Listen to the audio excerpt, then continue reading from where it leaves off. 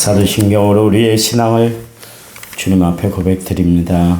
나는 전능하신 아버지 하나님 천지의 창조주를 믿습니다. 나는 그의 유일하신 아들 우리 주 예수 그리스도를 믿습니다. 그는 성령으로 잉태되어 동정녀 마리아에게서 나시고 본디오 빌라도에게 고난을 받아 십자가에 못 박혀 죽으시고 장사된 지 사흘 만에 죽은 자 가운데서 다시 살아나셨으며 하늘에 오르셔 전능하신 아버지 하나님 우편에 앉아 계시다가 거기로부터 살아있는 자와 죽은 자를 심판하러 오십니다. 나는 성령을 믿으며 거룩한 공교회와 성도의 교제와 죄를 용서받는 것과 몸의 부활과 영생을 믿습니다. 아멘. 찬송가 375장입니다. 375장.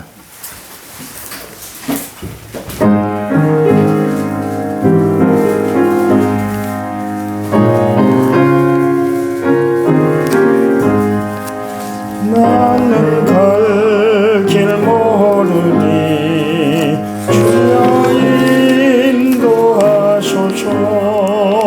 어디 가야 좋을지 나를 인도하소서.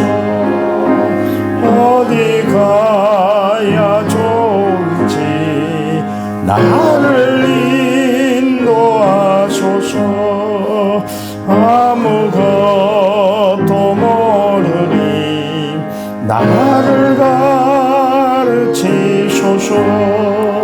어찌해야 좋을지 나를 가르치소서. 어찌해야 좋을지 나를 가르치소서. 아이같이 어리니 나를 도와주소서. 힘도 없고 약하니 나를 도와주소서.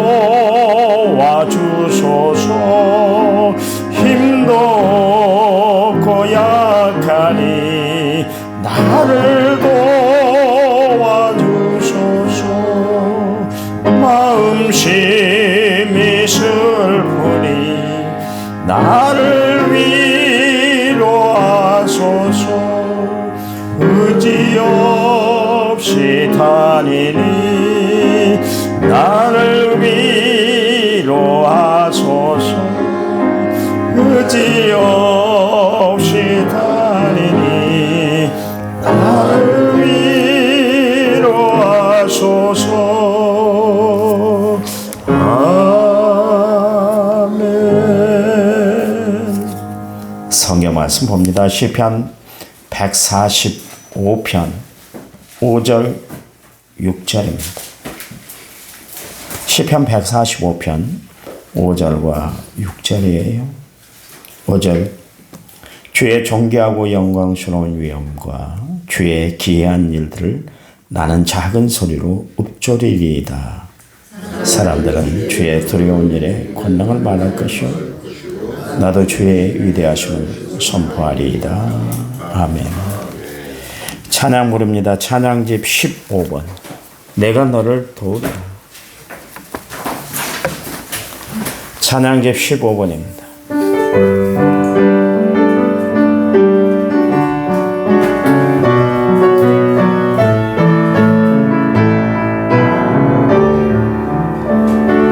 세상이 실패해서 너는 절망하지 말아라. 내가 너를 도우리라. 다시 일어서게 하리라. 질병으로 고통당해 나는 두려워 말라. 내가 너를 도우리라. 다시 일어서게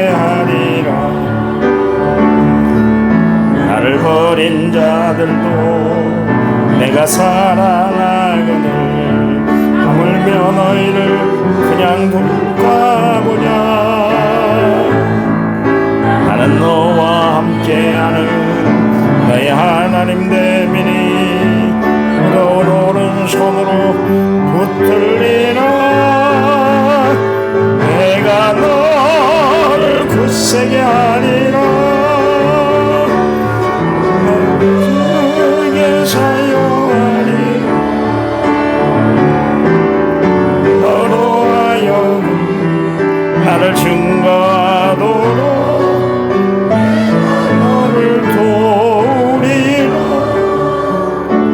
세상 일에 실패해서 너는 절망하지 말아라. 내가 너를 도우리라. 다시 일어서게 하리라. 질병으로 고통당해 두려워 말라.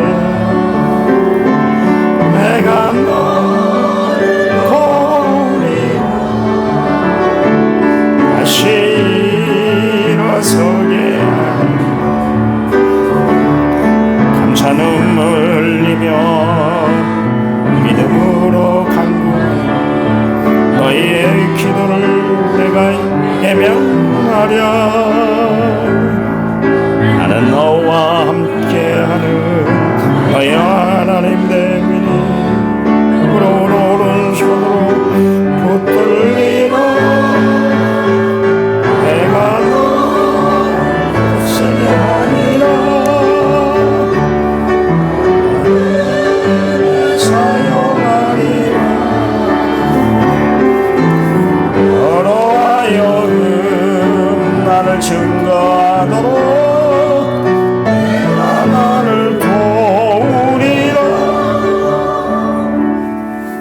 아멘. 하나님 앞에 귀한 예물 드렸습니다. 1차 문제 6,783번째 예물 제가 드렸고 무명으로 감사 예물을 드렸습니다. 하나님 감사합니다. 말로 닿을 수 없는 하나님의 은혜 베풀어 주신 사랑이 너무나 감사합니다. 감사해서 감사의 예물 정성을 다해 드린 손길을 하나님이 기억하여 크게 축복해 주시기 원합니다. 그의 삶 가운데 하나님의 인도하심과 또한 조명하심이 늘 함께해 주셔서 말씀 안에 승리하는 삶을 살아가도록 도와주시고 늘 하나님이 애롭지 않도록 동행하시고 역사해 주시옵소서. 이 시간 말씀 듣습니다. 성령이 우리 마음 문을 열어주실 줄 믿고 예수님의 이름으로 기도했습니다. 아멘. 아멘. 다윗은 그가 지은 시에서 하나님은 위대하시다 그랬습니다. 그래서 하나님을 송축할 수밖에 없다는 것이죠.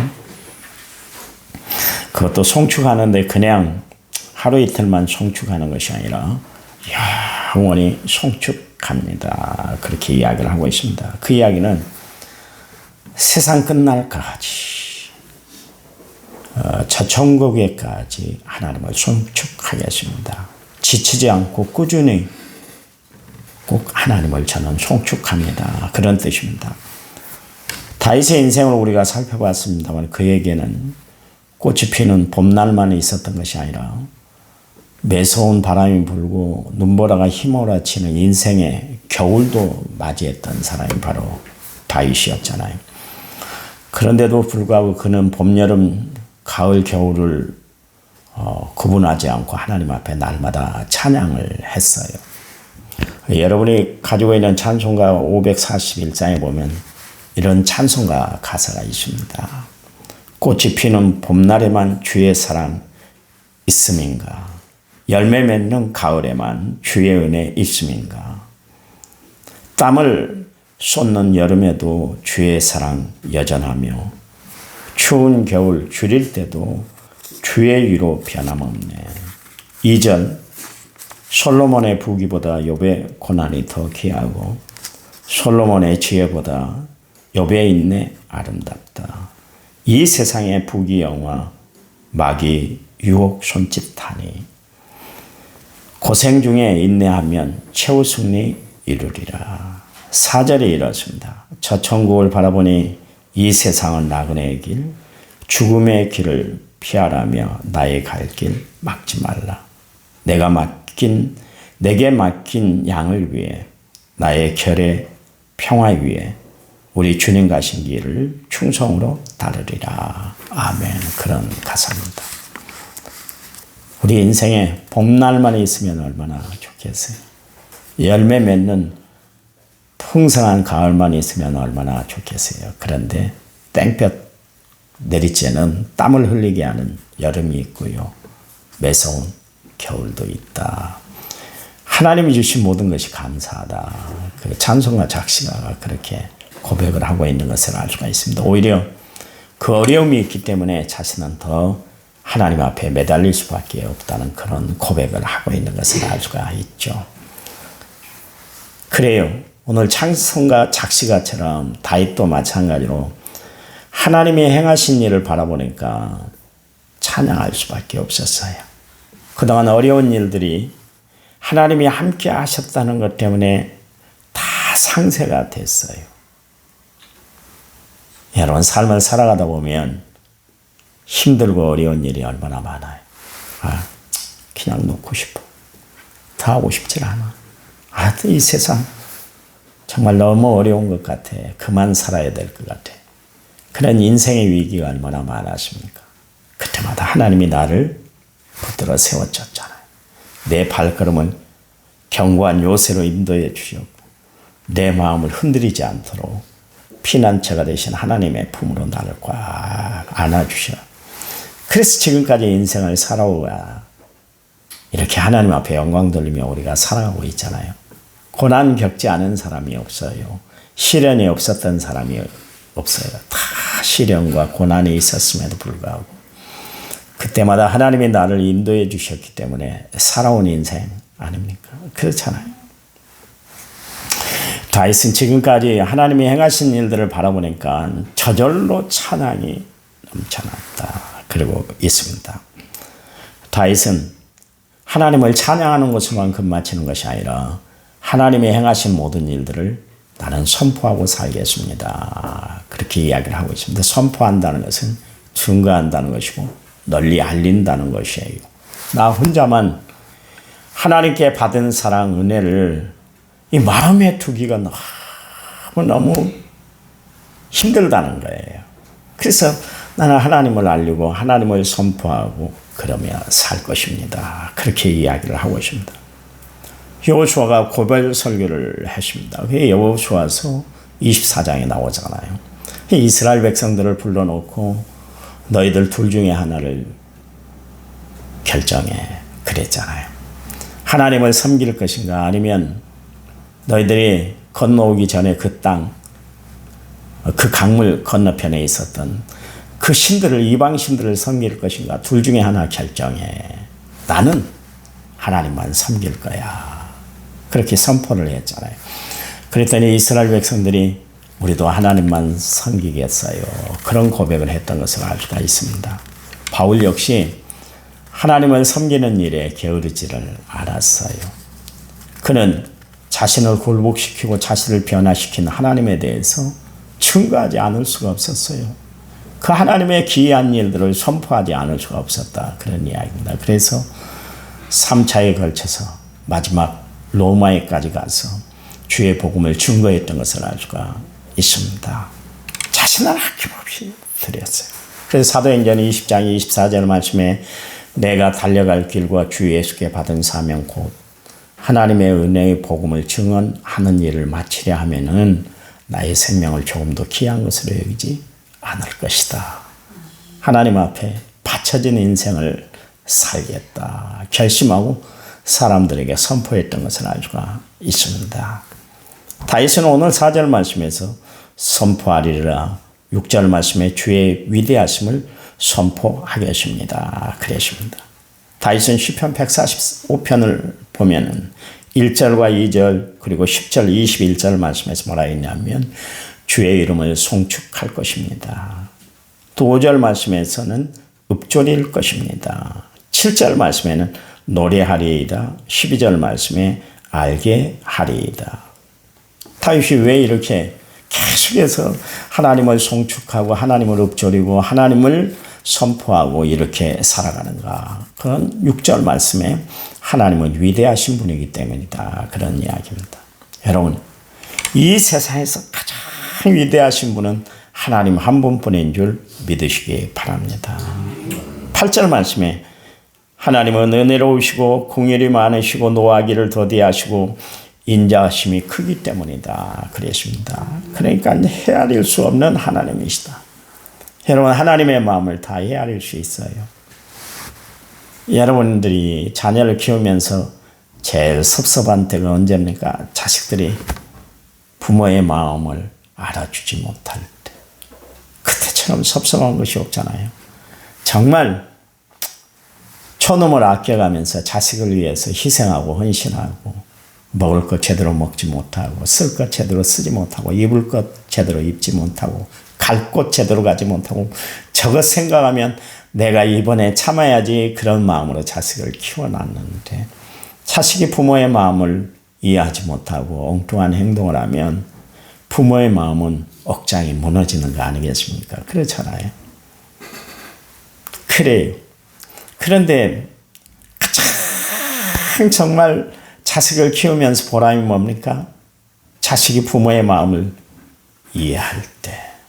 그때 부모는 세상 정말 자식 잘 키운 마음으로 얼마나 기쁘고 즐거운지 몰라요. 그게 부모의 마음 아닙니까? 하나님도 마찬가지예요.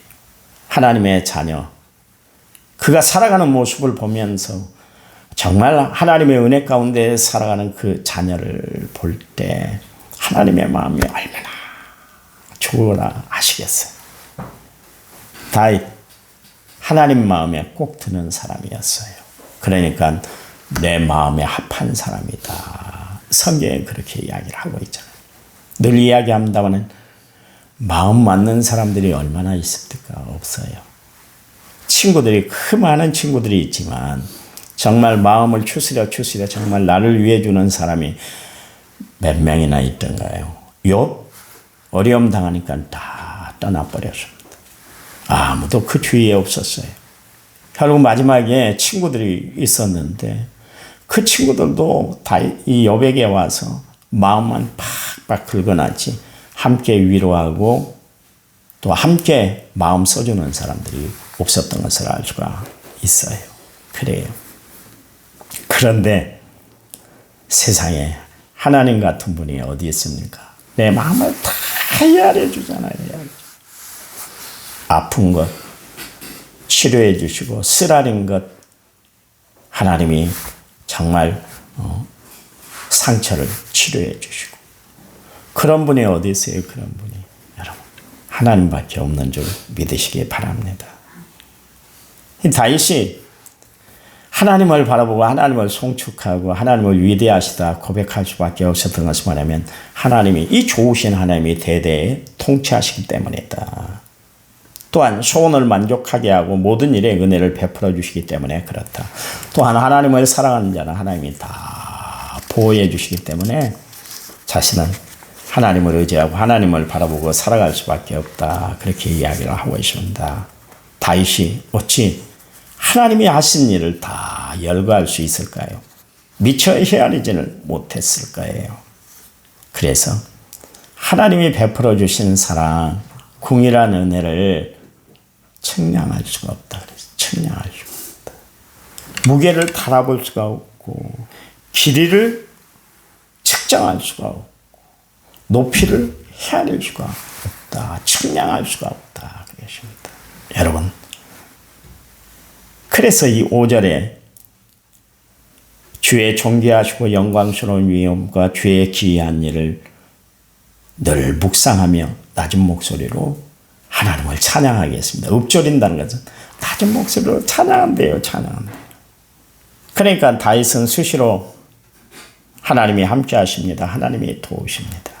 하나님이 나를 의의 길로 인도해 주십니다. 쉴만한 물가로 하나님은 나를 데려가 주십니다. 하나님은 언제나 나와 함께 하세요. 날마다 길을 걸어가면서도 밥을 먹으면서도 전쟁을 하면서도 무슨 일이 있다 할지라도 다윗은 늘 이 생각으로 충만해 있었다. 그런 이야기입니다. 여러분 평소에 어떤 생각을 하고 살아가시나요? 무엇을 바라보고 살아가시나요? 그게 여러분의 인생길을 결정하는 줄 아시기 바랍니다. 그러니까 다윗은 생각 전체를 하나님 앞에 다 맡기고 살았다. 그런 이야기입니다. 다윗은 행동 하나하나가 주님께 영광되도록 그렇게 행동을 했습니다. 그래서 다윗은 수시로 하나님께 물었고 하나님께 도움을 구했고 하나님만 바라봤습니다. 다윗이